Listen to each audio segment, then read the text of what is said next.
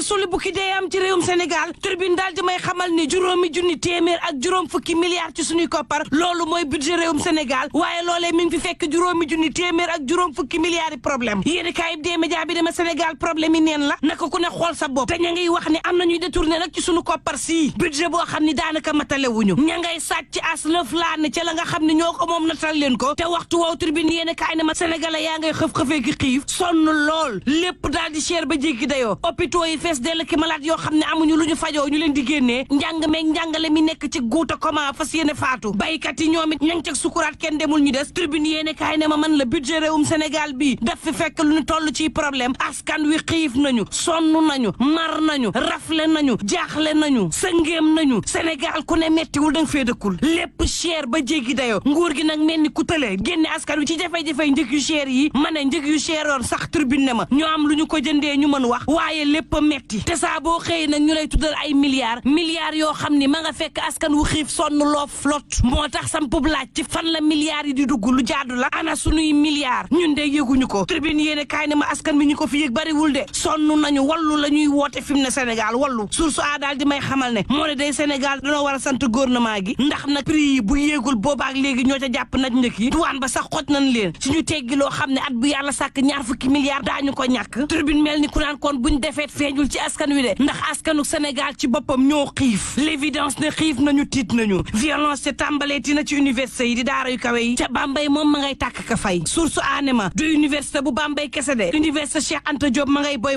yi université bu Thiès ña nga ca grève UGB boobu mer nañ ba futt ku leen laal ñu explosé le quotidien ne nguurug Sénégal daal dafa mel ni moo taal université yi ndax nag amical ak coordination étudiants yi ne nañ ko seeyal lii moo taal université yi professeur Mahi Diaw recteur bu Bambey ne la ñu ma digal ne nañ ko def ngir université jëm kanam loolu laay def direct news ne jafe-jafe yi nga xam ne policier ñi ngi koy teg waa daara yu kawe yi waaye tam yokku nguuru gi Malick Gakou ak Ousmane Sonko mer nañu ba futtu Tribune yéene kaay ne ma Ousmane Sonko kay dafa artu président de la République Macky Sall ne ko lii ngay gis muy raam jëm ci université yi bés bu fa eggee ba def fab jëyi duñ ko jiñ kenn ku dul yow président Macky Sall Malick Gakou moom ci yokku mburu mi la wax nee na ko président Macky Sall yaa tële te sag tële feeñ na ci yokku mburu gii dara sénégalais yi amatuñ ko rax ci dolli njëkki cher lool direct news ne ma waxtu woowu SAEMS ak CUSEMS day fas yéene amal ab grève générale alxamis ak aljuma ji ndax ñoom it la ñu diggee gouvernement ga matalewu ko critique yéene kaay ne ma moo ne day gaz beeg pétrole bi tàmbali naa dugg ci réewum Sénégal laas ne ma nag tey laa lay waxal lu ca baax ak lu ca bon critique ne ma fii ak 2023 Sénégal mi ngi xaar ab croissance bu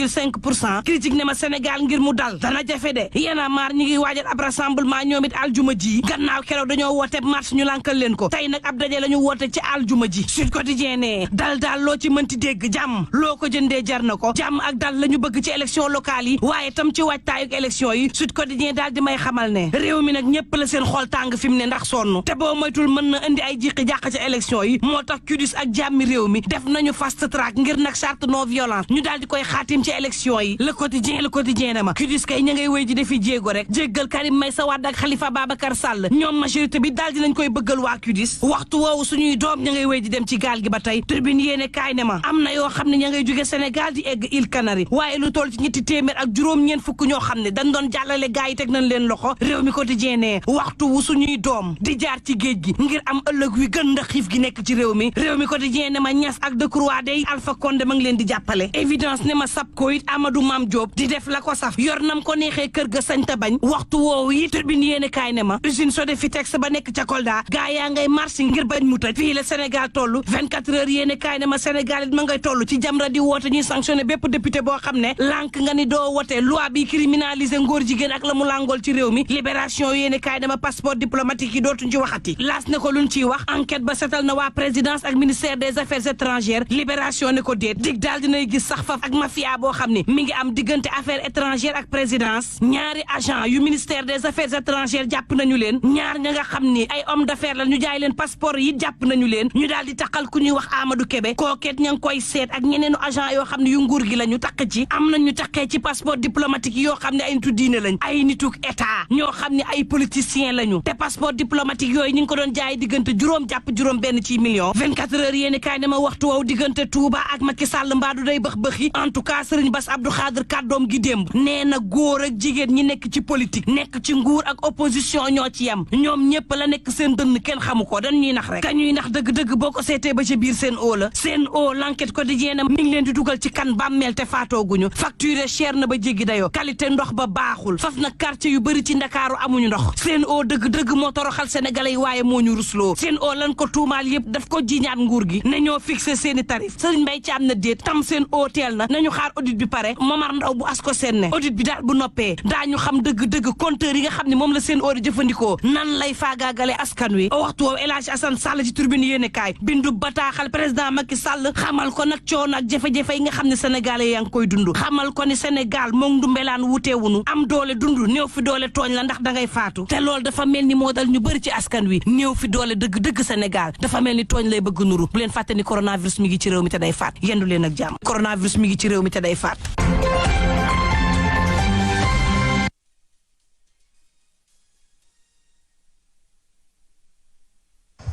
aywa